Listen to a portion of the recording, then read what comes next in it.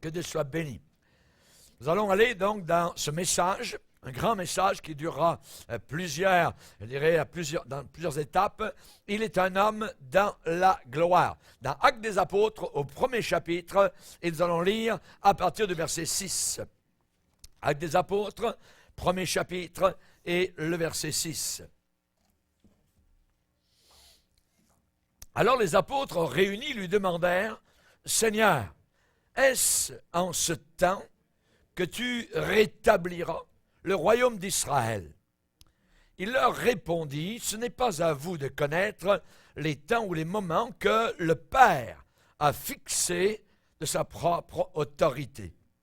Mais vous recevrez une puissance, ou de la puissance, le Saint-Esprit, la personne du Saint-Esprit, survenant sur vous. Et vous serez mes témoins à Jérusalem, dans toute la Judée, dans la Samarie et jusqu'aux extrémités de la terre. » Après avoir dit cela, il fut élevé pendant qu'il le regardait. Et une nuée, un nuage, le déroba à leurs yeux. Et comme ils avaient les regards fixés vers le ciel pendant qu'ils s'en allaient, voici deux hommes vêtus de blanc leur apparurent et dirent, « Hommes galiléens, pourquoi vous arrêtez-vous à regarder au ciel? Ce Jésus qui a été enlevé au ciel du milieu de vous viendra ou reviendra de la même manière que vous l'avez vu allant au ciel. Amen. » Père, nous sommes devant toi et nous voulons te glorifier. Nous voulons te bénir et t'adorer, Seigneur, car nous savons que tu n'es jamais loin de tes enfants. Tu es là présent, Seigneur, pour agir. Tu es là pour bénir. Tu es là pour secourir. Tu nous entoures et nous enveloppes de ta lumière et de ta parole, qui est force, puissance, nourriture, efficacité. Nous te demandons, Seigneur, de nous aider à comprendre, à réaliser, à ouvrir notre intelligence, afin que nous puissions non pas être ballottants, mais être fermes et affermis, solides dans les voies que tu as tracées pour nous. Dans le nom puissant du seul et unique Sauveur sur la planète Terre, Jésus-Christ. Amen. Et tout le peuple dit Amen. On peut s'asseoir, chers amis, frères et sœurs. Nous allons parler de cet homme qui est dans la gloire. Il est actuellement un homme dans la gloire, c'est-à-dire un homme glorifié. Et on parle particulièrement du triomphe de l'agneau. On se rappelle sur les bords du Jourdain, au travers des canyons, lorsque cet homme, Jean-Baptiste, de la même trempe que les prophètes et Élie, eh bien, cet homme-là a pointé un jour son doigt vers un homme qu'il n'avait jamais vu auparavant, en disant à la foule qui l'écoutait, « Voici l'agneau de Dieu qui ôte le péché du monde. » Ce Jésus s'en venait sur la sellette et allait accomplir en l'espace de 3 ans un ministère jamais égalé. Lorsque Jésus était sur la terre, il a agi d'une façon cachée par un corps humain qui cachait sa divinité. Sa divinité n'était pas visible, n'était pas palpable, mais elle était présente cependant. Elle était là. Et lorsque Jean, plus tard, dans l'Apocalypse, sur l'île de la mort, l'île du diable, Patmos, Jean s'est retourné et a vu derrière lui Jésus-Christ glorifié. Et il ne l'a pas vu comme il l'avait vu des années auparavant, environ 60 ans auparavant.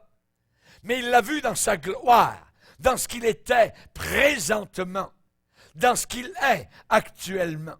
Et on voit que Jean va dire, en disant, « Je me retournais et je vis un homme au milieu de 7 chandeliers qui ressemblait à un fils d'homme, vêtu d'une longue robe, ayant une ceinture d'or sur la poitrine. Sa tête et cheveux étaient blancs comme de la laine blanche, comme de la neige. Imagine. Ses yeux étaient comme d'une flamme de feu, ses pieds comme de l'airain ardent, embrasé dans une fournaise, sa voix comme le bruit de 1000 cascades d'eau. Il avait dans sa main droite 7 étoiles, et de sa bouche sortait une épée aiguë à 2 tranchants. Son visage, comme le soleil quand il brille dans sa force à midi. Chers amis, cet homme que Jean a vu, c'est cet homme qui est dans la gloire glorifiée. Il s'appelle Jésus-Christ de Nazareth. Pilate a présenté cet homme devant la foule avec une couronne d'épines, ensanglanté, et les 2 mains sanglées à l'arrière de son dos. Et Pilate a dit, voici l'homme, à la foule. Jésus-Christ, homme. Dieu, homme. Quelque chose d'incompréhensible à l'œil humain, mais pourtant réalité. Lorsque Paul était à Athènes, devant les messieurs d'Athènes, l'intelligentsia d'Athènes, grecque, leur a déclaré, Dieu ordonne maintenant à tous les hommes et en tout lieu qu'ils aient à se repentir, parce qu'il a fixé un jour où il jugera le monde par l'homme qu'il a désigné, et ce dont il a donné à tous une preuve certaine en le ressuscitant d'entre les morts. L'homme qu'il a désigné. L'apôtre Paul écrit à Timothée, jeune pasteur à Éphèse, et lui dit, Timothée, n'oublie jamais, il y a un seul médiateur entre Dieu et les hommes, Jésus-Christ, homme. Jésus-Christ, homme, qui s'est donné lui-même en rançon pour tous. Le mystère de la piété est très grand. Le mystère de la piété est immense. Quel est-il ce mystère? Dieu manifesté en chair. C'est écrit 1 Timothée 3,16. Dieu manifesté en chair. Dieu venu sous une forme humaine. Un petit homme. Et c'était Dieu. L'ange du ciel a été envoyé vers Marie et Joseph en disant, l'enfant que vous allez avoir, cet enfant, vous l'appellerez Jésus, parce que c'est lui qui sauvera son peuple de ses péchés. Et Matthieu ajoute, et cela arriva afin que s'accomplisse ce que le prophète avait déclaré. Et voici la Vierge deviendra enceinte, elle enfantera un fils, et on lui donnera le nom d'Emmanuel, ce qui signifie Dieu avec nous. Cet enfant est Dieu avec nous. Dans Philippiens chapitre 2, il est parlé de Jésus-Christ existant en forme de Dieu, c'est-à-dire ayant une nature divine. Vous n'avez pas de nature divine. Je n'ai pas de nature divine. Vous n'aurez jamais une nature divine. Mais Jésus-Christ possède, quand il était sur la terre, possédait cette nature divine et il la possède pour toute l'éternité. Il ne l'a jamais perdue. Il l'a toujours eue.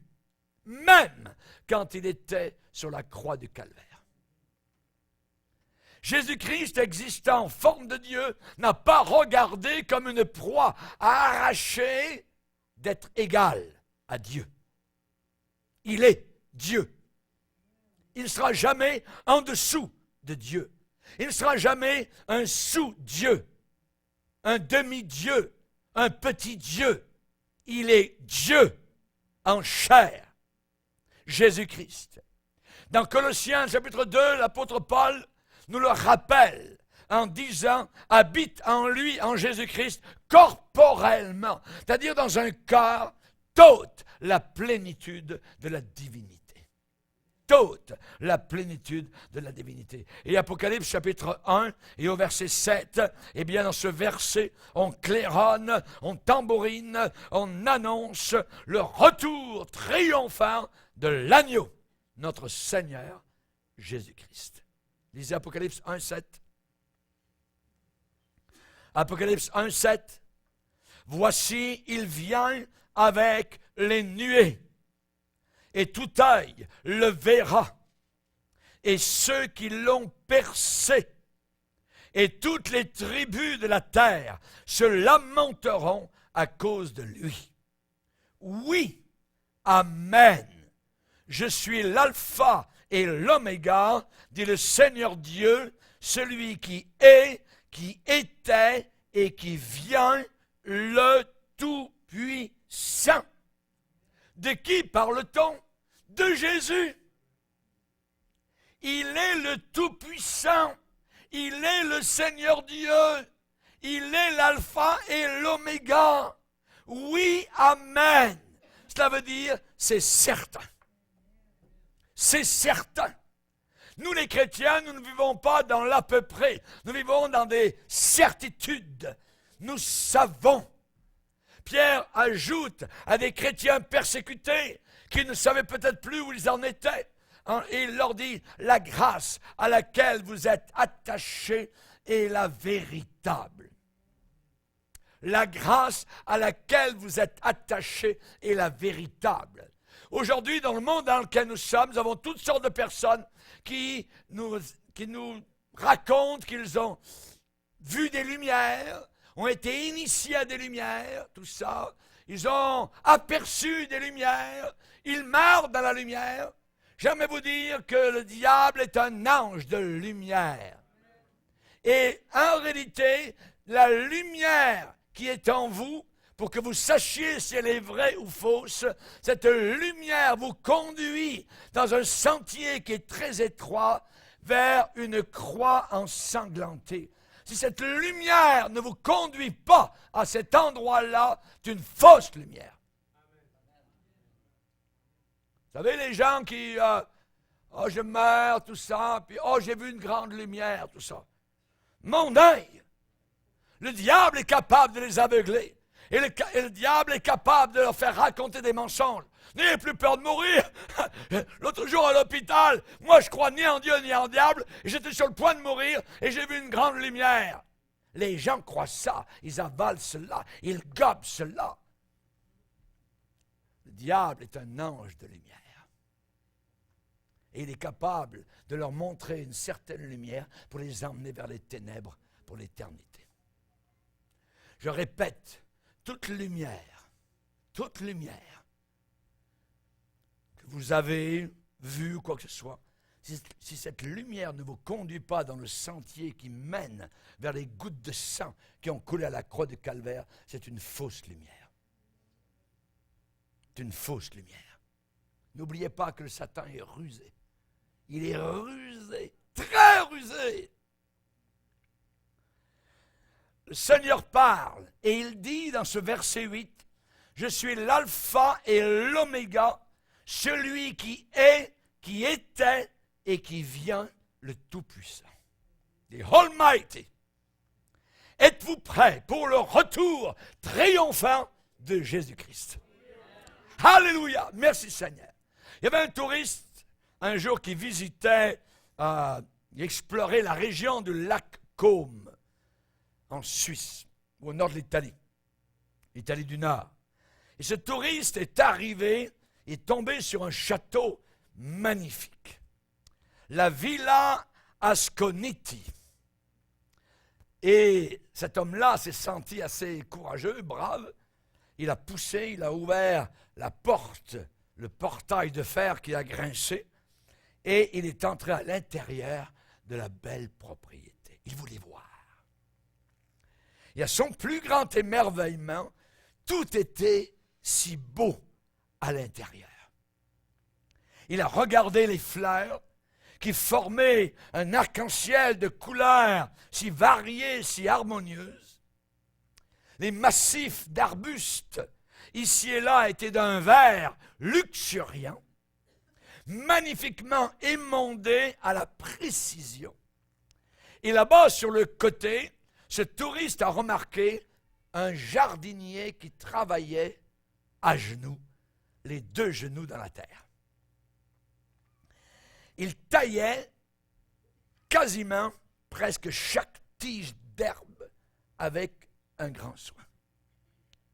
Le touriste, en voyant le jardinier, lui dit « Monsieur, excusez-moi, est-ce que je peux jeter un coup d'œil sur les jardins ?» Le jardinier a dit « Oui, vous êtes bienvenu d'y entrer. Je suis très heureux de vous accueillir. » Et le touriste a commencé à faire le tour des plates-bandes et il a demandé au jardinier « Est-ce que le propriétaire est là aujourd'hui? » « Oh non, non, il est au loin, il est en voyage. C'est quand la dernière fois vous l'avez vu? » « Oh, maintenant ça fait environ 12 ans que je n'ai pas vu le propriétaire. » 12 ans? Ce lieu a été vide pendant 12 années, s'est exclamé le touriste. « Oui, oui, oui, » a répondu le jardinier. Alors le touriste a posé la question, mais qui vous dit ce que vous devez faire? Qui vous donne les ordres pour que ça soit tellement beau comme cela? Qui vous commande? Le jardinier a expliqué que le propriétaire avait un agent à Milan.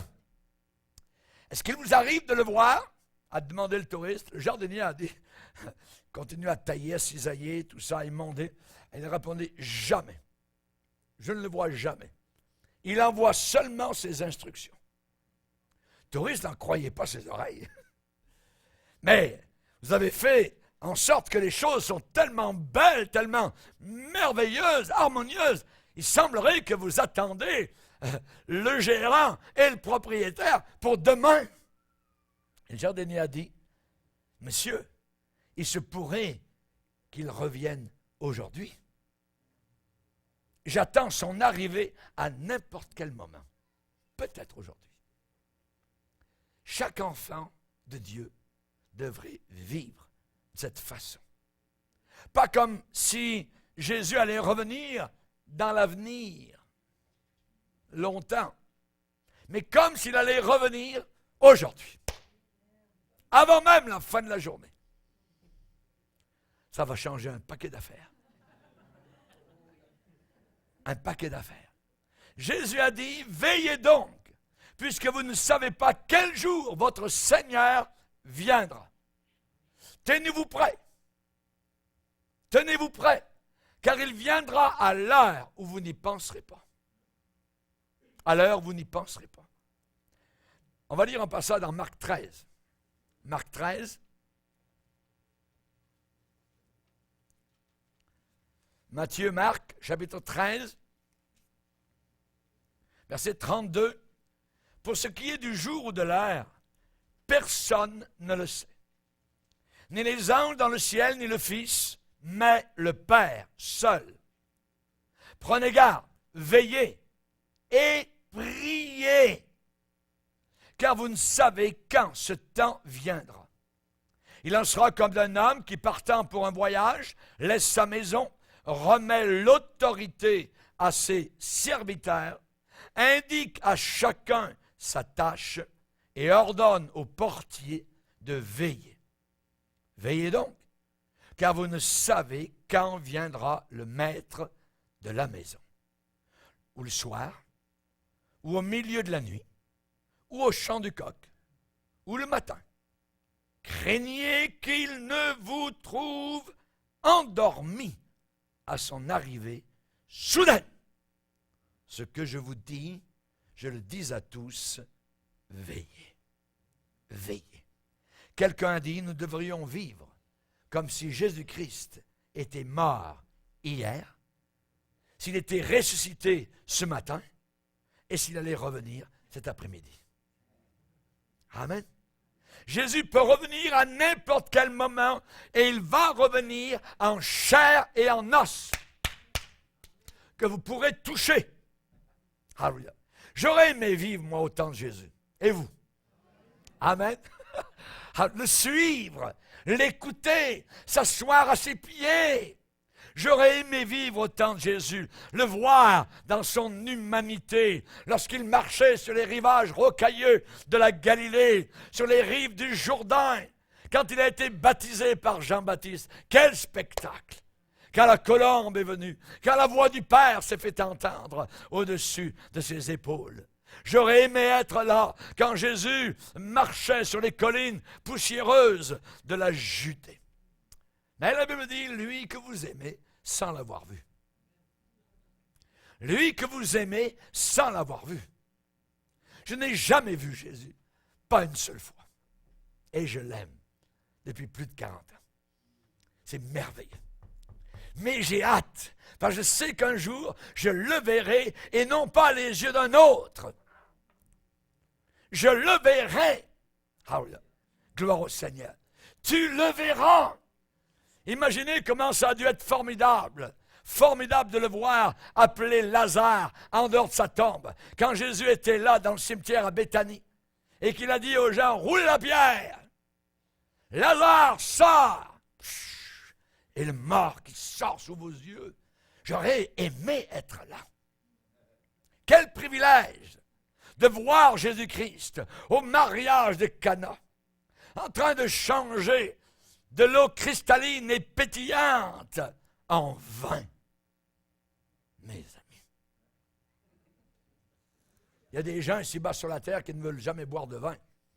Bon, c'est leur conviction. Mais nous allons boire du vin là-haut dans le ciel.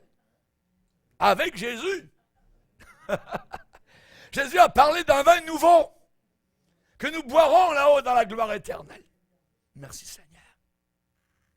Chers amis, comment ça a dû être pour l'apôtre Pierre quand il l'a vu là-bas, sur les eaux, en train de marcher sur la mer de Galilée, au milieu de la tempête. Imaginez les éclaboussures des vagues, de l'eau sur le visage de Jésus. Ses robes en train de claquer au vent, alors qu'il est en train de planter ses pieds dans de telles vagues. Il marchait comme sur des rochers, les cheveux du Nazaréen en train de flotter au vent de la tempête. Je crois que je serais un meilleur prédicateur si j'avais vu Jésus mourir sur la croix de Golgotha. Que personne de nous n'oublie jamais le calvaire, les souffrances de Jésus.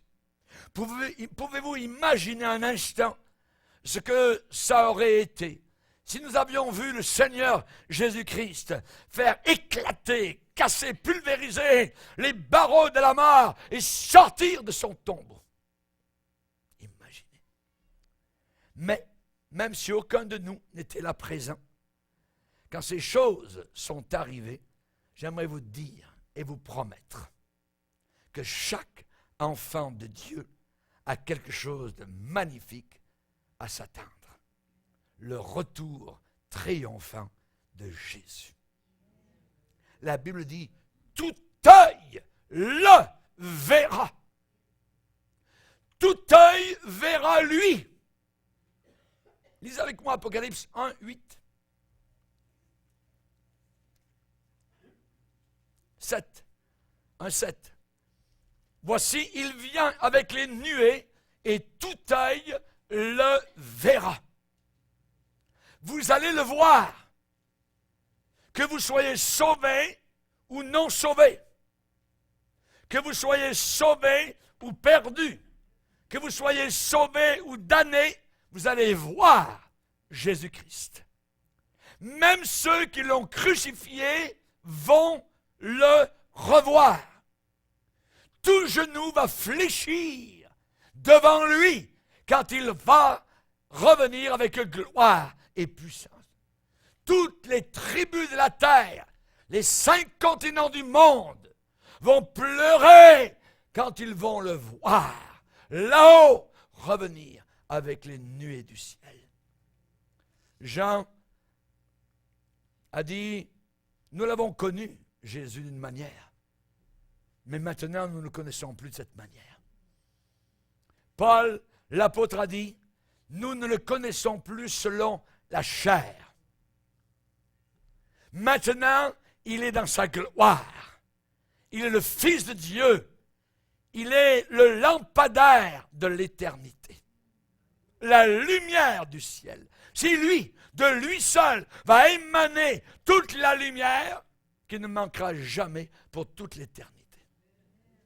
Il n'y aura plus de nuit, parce que nous serons avec lui, lumière des mondes. Tous ceux qui ont fait des campagnes contre Jésus-Christ, tous ceux qui ont fait des campagnes contre le Seigneur et contre les disciples du Seigneur le verront.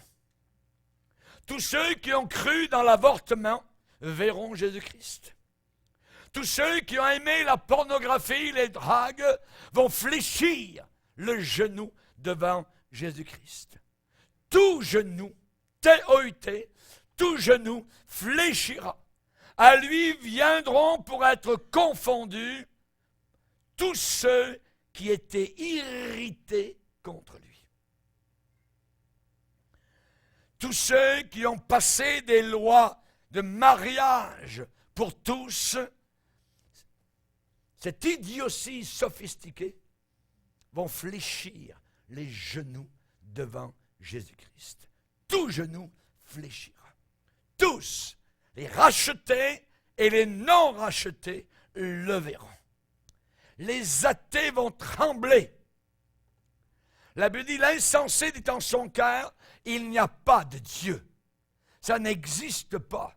Mais la Bible continue un peu plus loin en disant, tous ceux qui commettent l'iniquité ont perdu le sens, ils dévorent mon peuple, ils le prennent pour nourriture, ils n'invoquent pas l'Éternel, c'est alors qu'ils trembleront d'épouvante, quand Dieu paraîtra au milieu de la race juste.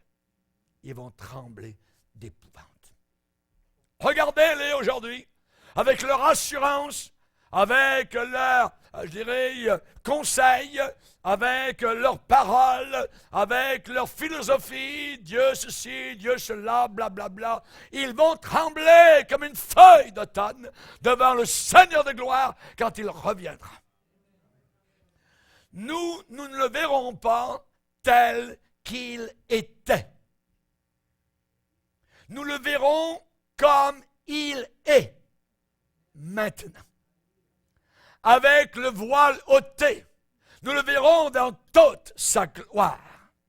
Ce sera un jour de honte, un jour de jugement, de condamnation pour tous ceux qui se sont moqués, qui l'ont ridiculisé, qui l'ont blasphémé, qui l'ont calomnié, qui l'ont ignoré, qui l'ont mis de côté, qui ont marché sur sa parole et qui l'ont mis dans la boue. N'oubliez pas qu'il est et sera pour l'éternité le Sauveur omniprésent, le Seigneur omniscient, le Seigneur omnipotent, notre Seigneur Jésus-Christ.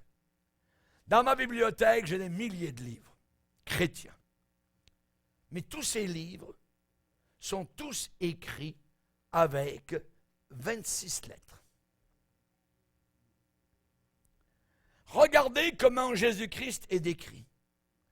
Il dit, je suis l'alpha et l'oméga, dit le Seigneur Dieu, celui qui est, qui était et qui vient, le Tout-Puissant. Alpha et oméga. Alpha, c'est la première lettre de l'alphabet grec. Et oméga, c'est la dernière lettre de l'alphabet grec. Aujourd'hui, le Seigneur nous parlerait en français, dirait, je suis le A et le Z. Je suis le A et le Z. Il est le premier et il est le dernier. C'est lui qui ouvre la parenthèse et c'est lui qui ferme la parenthèse. Il est le premier, la première lettre et la dernière lettre et il est toutes les lettres entre. Il est le premier mot de Dieu. Il est le fiat de Dieu. Il est la parole de Dieu. Il est la parole pleine, totale et finale. Alors il faut absolument le rechercher. Il faut absolument le connaître. Il n'y a personne qui entre dans le ciel qui ne connaît pas Dieu. La vie éternelle, c'est qu'ils te connaissent. Toi, le seul vrai Dieu. Il est le premier mot et il est le dernier mot. Chers amis, il est omniscient. Vous n'êtes pas omniscient. Je ne suis pas omniscient. Lui, il est omniscient. Ça veut dire qu'il sait tout. Il sait tout ce qui se passe. Il sait tout ce qui s'est passé. Il sait tout ce qui va se passer. Il connaît absolument toutes choses. Dans Ézéchiel 11, le Seigneur va dire, « Ce qui vous monte à la pensée, je le sais. » Ce qui vous monte à la pensée, je le sais. Ça veut dire, je connais, je sais. Jésus-Christ sait tout. Omni, qui veut dire tout en latin. Omniscient, il sait tout, absolument tout. Dans Matthieu, au chapitre 9, il est dit que Jésus, un jour, il a eu un paralytique qui a été déposé à ses pieds à partir du toit de la maison dans laquelle il se trouvait. Et il est dit, Jésus, connaissant leurs pensées, Jésus, connaissant leurs pensées, dit, pourquoi avez-vous de mauvaises pensées dans vos cœurs? Il connaît tout. Aux 7 églises de l'Apocalypse, le Seigneur vient les visiter. Il connaît toutes ces églises, tous ceux qui portent son nom ou qui se servent de son nom. Et le Seigneur va dire, je connais tes œuvres, ton travail, ta persévérance, je sais que tu ne peux pas supporter les méchants, et ainsi de suite. À l'église de Smyrne, il va dire, je connais ta tribulation, ton épreuve, ta pauvreté, les calomnies de ceux qui se disent chrétiens ne le sont pas, ainsi de suite. À l'église de Pergame, il va dire, je sais où tu demeures. Il connaît votre adresse, il connaît votre nouvelle adresse, votre numéro de téléphone, il connaît votre code Internet, il connaît tout. Je sais. Je sais. Voyez. À l'église de Thyatire, il va dire, je connais tes œuvres, ton amour, ta foi, ton fidèle service. À l'église de Sardes, il va dire, je connais tes œuvres, je sais que tu passes pour être plein de vie, mais tu es complètement mort. À l'église de Philadelphie, il dit, je connais tes œuvres. À l'église de Laodicée, il va dire, je sais que tu n'es ni froid ni bouillant. Ainsi de suite. Il connaît absolument toutes choses. Toutes choses. Il connaît tout. Il est omniscient. Rappelez-vous, c'est lui qui était dans le buisson ardent lorsque Moïse a enlevé ses sandales dans le désert. Et Jésus a dit à Moïse, dans ce buisson, j'ai vu la souffrance de mon peuple en Égypte. J'ai entendu les cris que lui font pousser ses oppresseurs. Je connais ses douleurs. Je suis descendu pour délivrer mon peuple. Il sait tout. David a dit, Seigneur, où irai-je loin de ton esprit? Tu sais. La parole n'est même pas encore sur ma langue. Elle n'est même pas sortie de ma bouche que tu sais ce que je vais dire, Seigneur. Tu sais tout, Seigneur. Au psaume 33, il dit, l'Éternel regarde du haut des cieux. C'est Jésus, omniscient. Il voit tous les fils de l'homme. Il observe tous les habitants de la terre. Il est attentif à leur voix. Il observe ce qui se passe. À Montréal, à Pékin, à Paris, à Hong Kong, à Amsterdam. Il sait ce qui se passe dans les cœurs. Il sait où vous étiez hier soir. Il connaît tout. Il sait ce que vous avez regardé la semaine passée. Et durant vos vacances. Il les connaissait tous. Il les connaissait tous. Jean 2, 25. Il n'avait pas besoin qu'on lui dise des choses au sujet de telle ou telle personne. Il les connaissait tous. Dans Jean 6, sachant qu'ils allaient venir l'enlever pour le faire roi, Jésus est allé sur la montagne pour prier. Il savait. Il savait.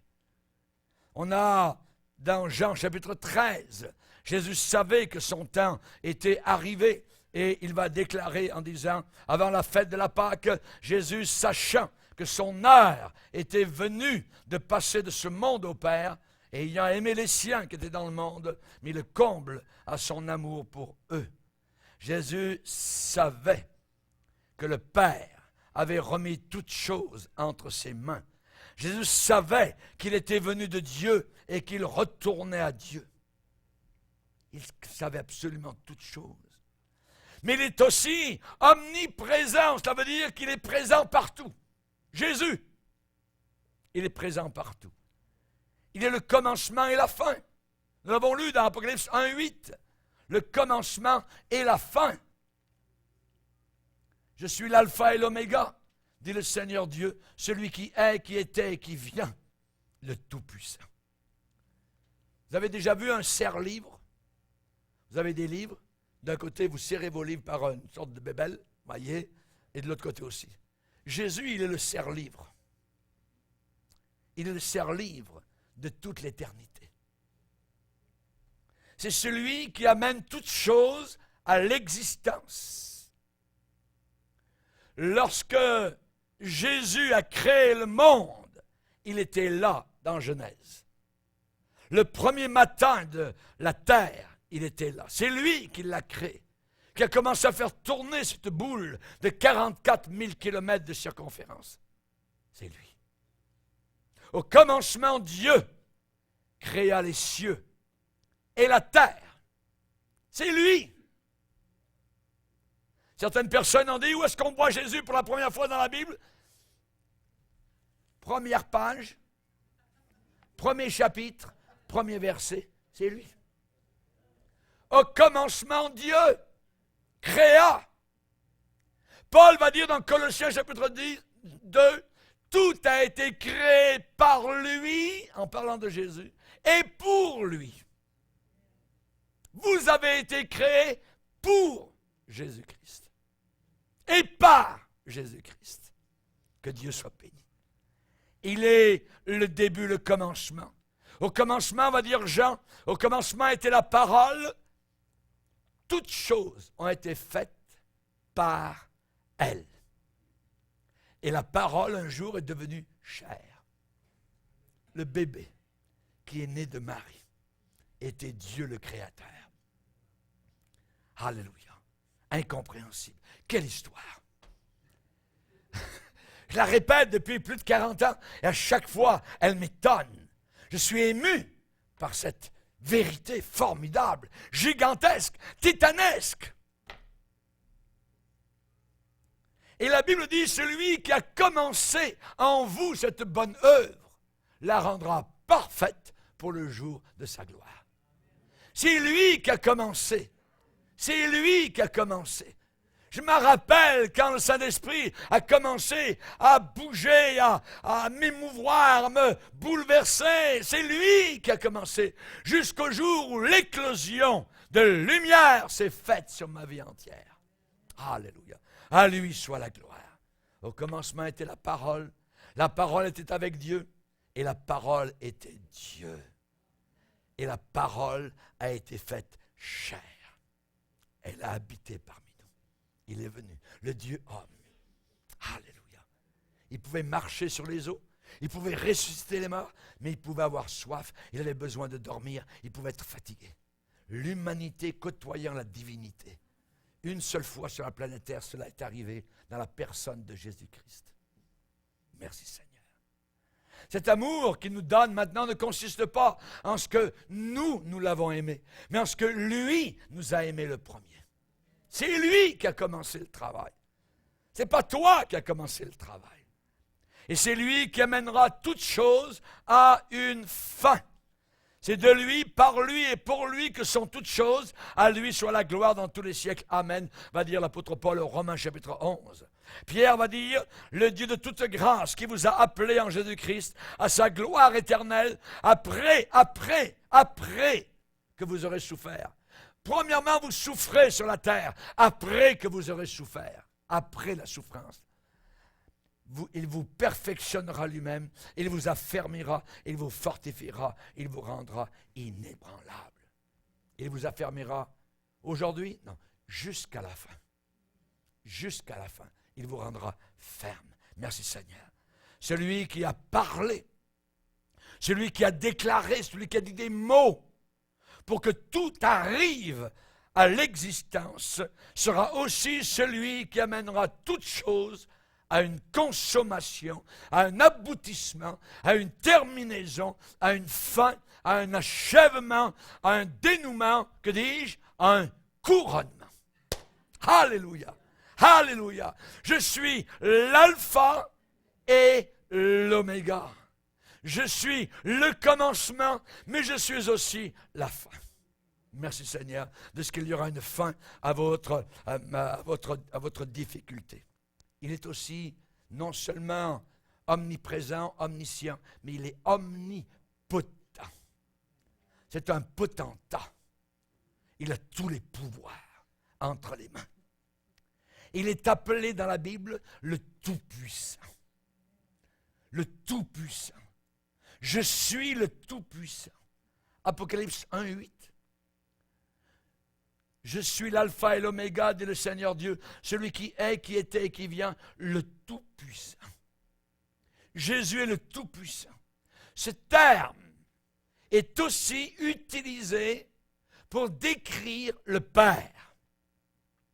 Apocalypse 1:4, Jean, cette église qui sont en Asie, que la grâce et la paix vous soient données de la part de celui qui est, qui était et qui vient, et ça c'est le Père, et des 7 esprits qui sont devant son trône. On parle ici du Saint-Esprit.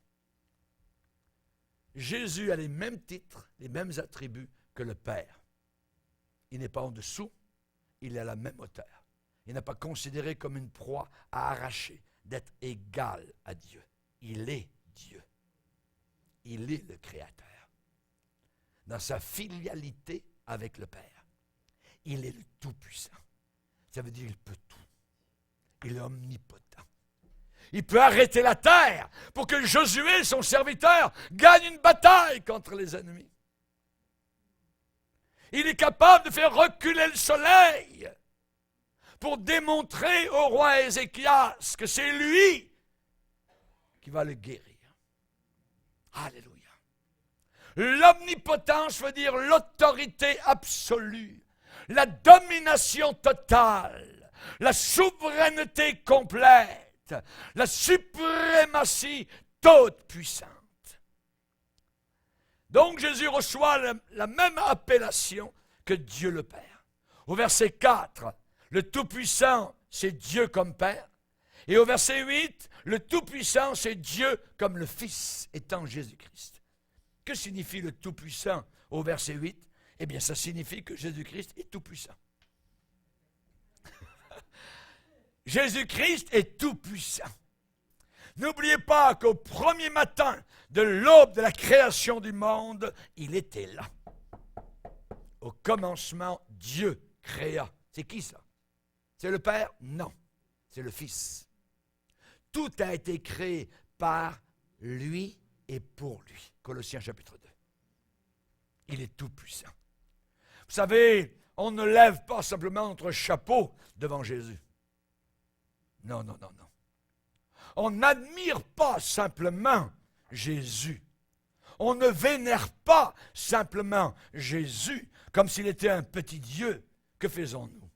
Nous faisons comme les mages. Devant l'enfant de Bethléem, on se prosterne. On se prosterne devant ce Jésus. On dit comme Thomas, après sa résurrection, « Mon Seigneur et mon Dieu !» Mon Dieu! Nous nous prosternons. Nous fléchissons les genoux. Il est le seul Seigneur. Tout genou fléchira. Même les démons sur la terre se prosternaient. À Gadara, les démons sont prosternés. Nous savons qui tu es. Les démons savent qui il est. Les Mormons, témoins de Jéhovah, islamistes, bouddhistes ne savent même pas qui est Jésus-Christ. Si vous passez à côté de son omnipotence en tant que Dieu, vous passez à côté de tout le message évangélique chrétien. Jésus-Christ n'est pas seulement un charpentier galiléen, un grand enseignant, un grand exemple, un grand homme, un grand philosophe très sage. Non. Il est omniscient. Il est omniprésent. Il est omnipotent. Tout pouvoir m'a été donné dans le ciel et sur la terre, a-t-il dit. Et c'est lui que j'attends dans son retour triomphal. Alléluia. Merci Seigneur. Quand il est venu la première fois, il est venu pour mourir. Mourir. À la place du pécheur. Il était l'agneau amené à la boucherie. Mais il reviendra une deuxième fois pour exécuter le jugement sur le pécheur non sauvé. Il sera le lion sur le trône pour juger. Les hommes de la terre vont parler aux montagnes, aux collines, devant lui en disant « Collines, tombez sur nous !» devant la colère de l'agneau. Lisez bien votre Bible. Ça va arriver. La première fois, il est venu pour sauver les pécheurs perdus. La deuxième fois, il revient pour exercer une vengeance sur ceux qui disaient l'aimer et le servir comme Seigneur, mais qui ne voulaient pas obéir à sa parole. Thessaloniciens nous dit, il apparaîtra du ciel, au milieu des anges, de sa puissance, au milieu d'une flamme de feu, pour punir. Pour punir ceux qui ne connaissent pas Dieu et ceux qui n'obéissent pas à l'Évangile. Ils auront pour châtiment une ruine éternelle, loin de la face du Dieu vivant. La première fois, il est venu comme messager suprême de l'amour. Il reviendra une deuxième fois comme juge juste. La première fois, il est venu dans la plus grande humilité. La deuxième fois, elle reviendra dans un étalage de puissance et de gloire inimaginable. Il reviendra avec une majesté grandiose, imposante, que dis-je, effroyable. Tous ceux qui commettent l'iniquité, qui dévorent mon peuple, trembleront d'épouvante quand je reviendrai. Psaume 14. Dans Matthieu 24, il est dit qu'il reviendra comme l'éclair part de l'Orient et va jusqu'en Occident. Ainsi, ça veut dire de cette manière-là, cette façon-là sera la venue triomphale de l'agneau. La première fois, il est venu avec une robe sur lui, robe de honte. Il reviendra dans une robe de gloire. Il est venu la première fois en naissant dans une étape très humble et il est mort d'une mort horrible et honteuse, ignomineuse. La deuxième fois, quand il reviendra, il aura un retour honorable, couronné de gloire et d'honneur. Laissez-moi rafraîchir votre mémoire. Laissez-moi vous rappeler tout ce que Jésus a dû subir pour le pardon de mon péché et du vôtre. Avant d'aller à la croix, ses persécuteurs ont flagellé son dos avec des pointes de fer qui arrachaient tous les nerfs et des lambeaux de chair tombaient. Ils ont craché sur son visage. Ils lui ont arraché la barbe. Le prophète Ésaïe avait dit, « J'ai livré mon dos à ceux qui me frappaient, et j'ai livré mes joues à ceux qui m'arrachaient la barbe. Je n'ai pas dérobé mon visage aux ignominies et aux crachats. » Avant d'aller à la croix, ils lui ont arraché sa barbe. Ils l'ont battu avec des bâtons. Ils ont posé une couronne d'épines sur sa tête. Son visage était tellement défait, vous n'auriez pas pu dire si c'était le visage d'un homme ou d'un animal. Sa chair pendait en lambeaux sur son corps. Il était tellement faible d'avoir perdu du sang qu'il pouvait à peine porter le patibulum. Alors, le soldat romain a mis la main sur un homme qui était là et qui entrait dans la ville, Simon de Cyrène. Tellement faible de l'impact de cette secousse, tellement faible Jésus, cet assaut contre sa personne, cette agression, cette attaque. Peut-être a-t-il été violé. Quel changement dramatique ce sera quand il reviendra en puissance et en gloire. L'heure du retour du Seigneur à n'importe quel moment. Quand ça va se passer, vous serez peut-être pris par surprise. Vous serez peut-être pris par surprise. Peut-être que maintenant, certains vivent bien et en grand.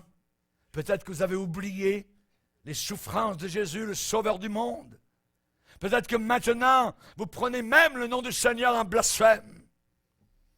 Alors c'est votre heure. Maintenant. Mais un de ces jours, ce sera son heure. Son heure va arriver. Jésus a dit aux femmes, lorsqu'il montait vers le calvaire, sur la Via Dolorosa, filles de Jérusalem, ne pleurez pas sur moi, pleurez sur vous et vos enfants, car voici des jours viendront où l'on dira, heureuses les stériles, heureuses les entrailles qui n'ont pas donné naissance, heureuses les mamelles qui n'ont pas allaité. Jésus est en train de dire, c'est votre heure. Mais mon heure n'est pas encore venue. À Cana, il l'avait dit, mon heure n'est pas encore venue. Nous devons vivre actuellement sans tâche, sans reproche, jusqu'à l'apparition de notre Seigneur Jésus, qui manifestera en son temps, le bienheureux, le seul souverain, Roi des rois, Seigneur des seigneurs, qui seul possède l'immortalité, qui habite une lumière inaccessible.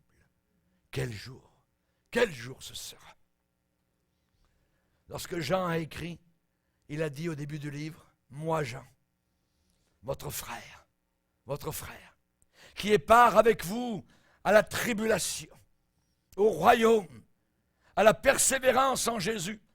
J'étais dans l'île appelée Patmos à cause de la parole de Dieu et du témoignage de Jésus.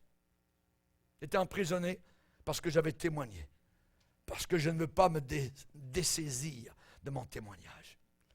Patmos, petite île, rocheuse, dénudée, dans la mer Égée, entre la Turquie actuelle et la Grèce, au large des côtes.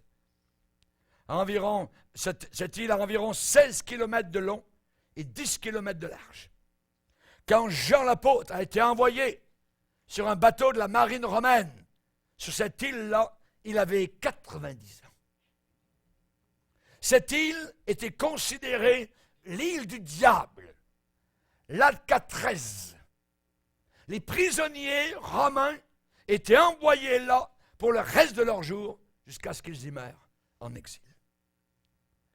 Et Jean a dû passer ses journées à travailler dans les carrières rocheuses avec un garde sur ses talons, alors qu'il avait un fouet pour le dos de Jean.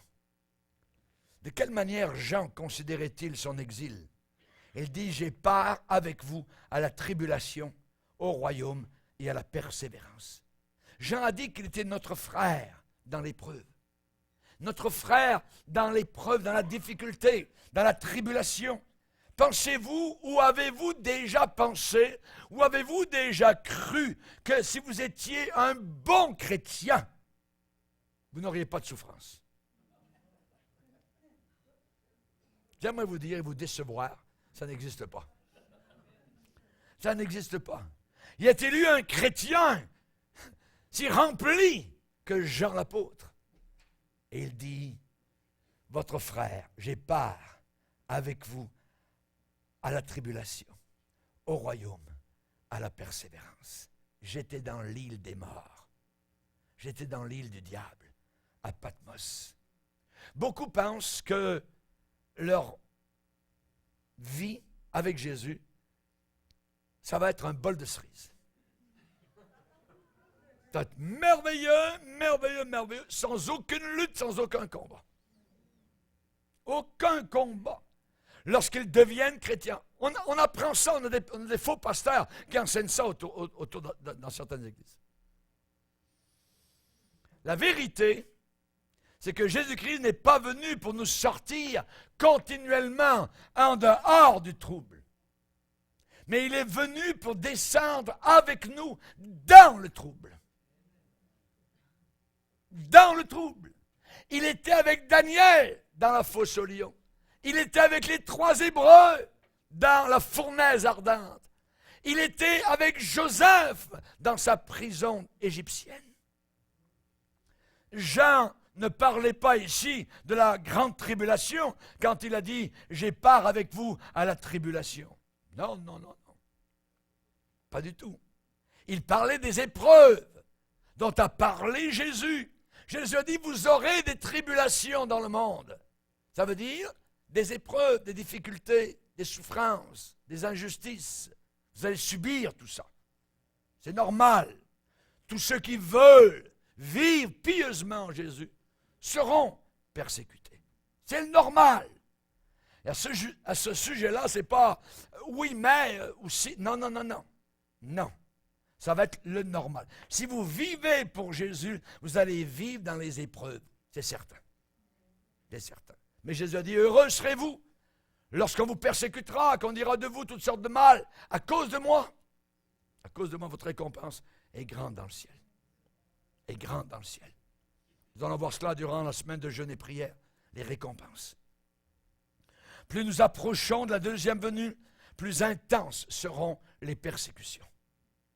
Et quand cette sorte d'épreuve arrive, le monde est en train de découvrir qui vraiment aime Jésus. C'est lorsque l'épreuve, la persécution arrive, que l'on voit qui aime vraiment Jésus. Vous savez, il y a ceux qui réchauffent les bancs le dimanche matin et qui chantent « Jusqu'à la mort, nous te serons fidèles ». Ces gens-là vont tous s'éparpiller parce qu'ils n'aiment pas suffisamment Jésus-Christ. Vous savez, il y a un mot en français qui se dit « sincère ». Sincère. Sincère vient, pour faire l'histoire courte, sans cire. Il y a des poteries, les Romains les réparaient parfois qu'il y avait une fêlure. Et ils mettaient de la cire et ils vendaient ça comme neuf. C'était parfait.